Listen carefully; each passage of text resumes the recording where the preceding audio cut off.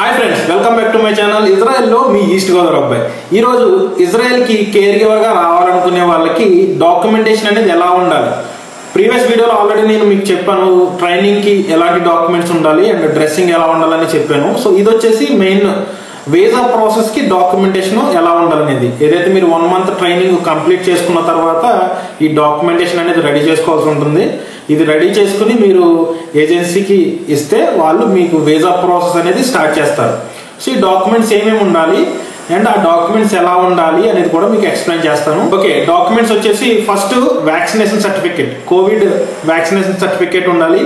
Next Aadhaar card ఉండాలి. ఎవరైతే candidate ఎవరైతే వస్తున్నారో ఆ person Aadhaar card, voter ID and pan card ఇవన్నీ కూడా రీసెంట్ ఫోటోతో ఉండాలి.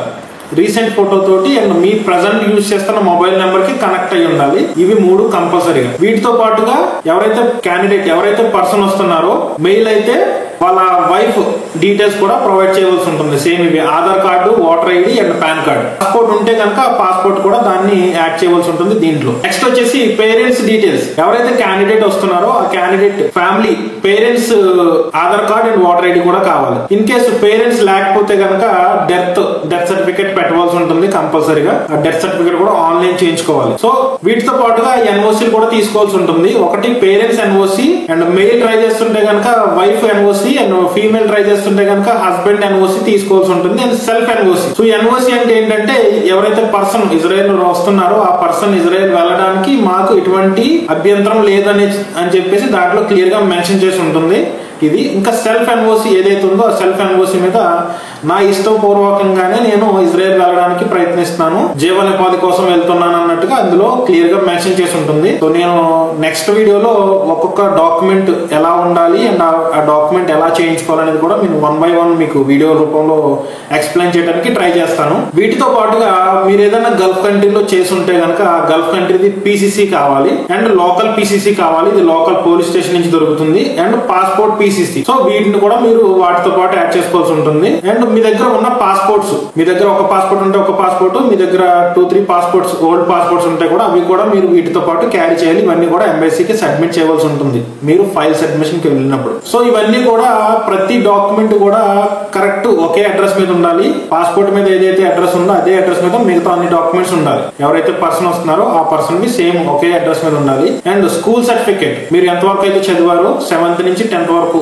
ఏదైతే మీకు స్టడీ ఉందో ఆ స్టడీ సర్టిఫికేట్ కూడా మీకు చూపించవలసి ఉంటుంది. 10th చదువు ఉంటే కనుక 10th మార్క్ లిస్ట్ కూడా మీరు దీంతో పాటు ప్రొవైడ్ చేయవలసి ఉంటుంది. మీరు ఏదైనా కనుక నర్సింగ్ కి సంబంధించిన కోర్స్ ఏదైనా చేసుంటే కనుక దాని ఒరిజినల్ డాక్యుమెంట్స్ కూడా వీటితో పాటు యాడ్ చేయవలసి ఉంటుంది. ఇవన్నీ కూడా ఒరిజినల్ డాక్యుమెంట్స్ అన్ని కూడా ప్రతి డాక్యుమెంట్ కూడా బార్ కోడ్ తో కంపల్సరీ ఉండాలి. బార్ కోడ్ లేకపోతే ఎంబసీలో ఈ ఫైల్ అనేది మీ డాక్యుమెంట్ అనేది యాక్సెప్ట్ చేయరు. వీటితో పాటుగానే బర్త్ సర్టిఫికేట్ ఉండాలి. బర్త్ సర్టిఫికేట్ కూడా ఆన్లైన్ అయి ఉండాలి. ఇది చాలా ఇంపార్టెంట్. క్యాండిడేట్ బర్త్ సర్టిఫికేట్ ఉండాలి అండ్ ఎవరైతే క్యాండిడేట్ ట్రై చేస్తున్నారో వాళ్ళ కిడ్స్ డేట్ ఆఫ్ బర్త్ కూడా ఆన్లైన్ చేయించి ఉండాలి. ఇది చాలా మస్ట్ అన్నమాట. సో ఇది కంపల్సరీగా వాళ్ళు చెక్ చేస్తారు. సో ఈ డాక్యుమెంట్స్ అన్ని కూడా ఒకే అడ్రస్ మీద ఉండాల్సి ఉంటుంది. వీటితో పాటుగానే ఇన్కమ్ అండ్ క్యాస్ట్ కూడా చేయించుకోవాలి. తర్వాత మ్యారేజ్ సర్టిఫికేట్, ఎవరైతే క్యాండిడేట్ మ్యారీడ్ అయి ఉంటే కనుక మ్యారేజ్ అయినట్టు ఏదైతే సర్టిఫికేట్ ఉంటుందో ఆ సర్టిఫికేట్ ఆన్లైన్ చేయించుకోవాలి. క్రిస్టియన్ మ్యారేజ్ కి అయితే ఒకలా ఉంటుంది ప్రాసెస్ అండ్ హిందూ మ్యారేజ్ కి అయితే ఇంకొకలా ఉంటుంది. సో దానికి కూడా నేను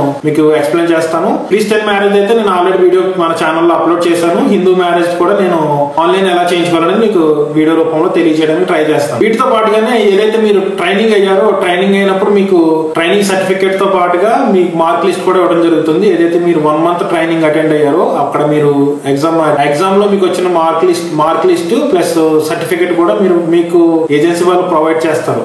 అది కూడా మీరు వీటితో పాటు యాడ్ చేసుకుని వెరిఫికేషన్ ఇవ్వాల్సి ఉంటుంది. ఫస్ట్ 3 steps వెరిఫికేషన్ ఉంటుంది ఏజెన్సీలో 3 steps వెరిఫికేషన్ దాటిన తర్వాత మాత్రమే మీరు ఎంబసీ వరకు వెళ్ళగలుగుతారు. సో వన్స్ ఎంబసీకి వెళ్ళిన తర్వాత మీ ఫైల్ ఎప్పుడైతే యాక్సెప్ట్ చేస్తారో ఫైల్ యాక్సెప్ట్ చేసిన తర్వాత యాక్సెప్ట్ చేసిన 10 days లోపు మీకు ఇంటర్వ్యూ అనేది జరుగుతుంది. సో ఇంటర్వ్యూ మీరు అటెండ్ అయిన తర్వాత ఇంటర్వ్యూలో మీరు పాస్ అయిన తర్వాత నెక్స్ట్ 2-3 days లో మీకు పాస్పోర్ట్ అనేది వస్తుంది ఎంబసీ నుంచి స్టాంపింగ్ అయ్యి. సో దెన్ మీరు ఇజ్రాయెల్ రావడానికి అవకాశం ఉంటుంది. ఇక్కడ దాకా వీడియో చూసింటే కనుక thank you so much all. ఇజ్రాయెల్లో మీ ఈస్ట్ గోదావరి అబ్బాయి నాని. Love you all.